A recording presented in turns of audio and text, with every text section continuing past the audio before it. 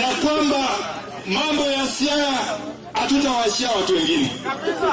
Tutarudi hapa na mimi nitakuwa katika mstari wa mbele kuhakikisha ya kwamba Siaya imepata uongozi ambao unastahili, kuanzia gavana mpaka hapa chini. Na jana nilisema wakati nilikuwa Siaya jana, kama mlisikiza, nilisema ya kwamba katika hii vuguvugu ya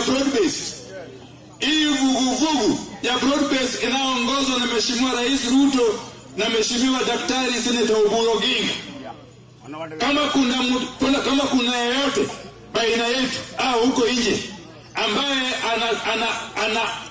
anategemea kusimama kichochote, ambaye akona hamu au tamaa ya kuchaguliwa katika kiti chochote na uko nje ya hii vuguvugu ya broad-based ya Ruto na Oburu, wapi?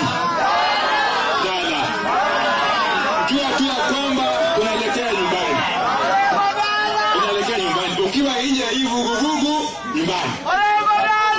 Na mimi nitakuwa hapa akisha ya kwamba Siaya imepiga kura kwa kauli moja, kura zote katika kikapu kimoja cha Mheshimiwa Rais William Ruto. Na nyinyi wananchi wa eneo hili hakuna siku mmenidisappoint.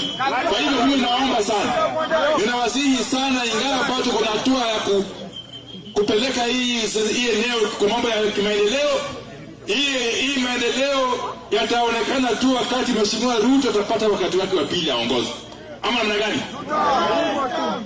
Nikitunyo wanaje serikali ni ekori.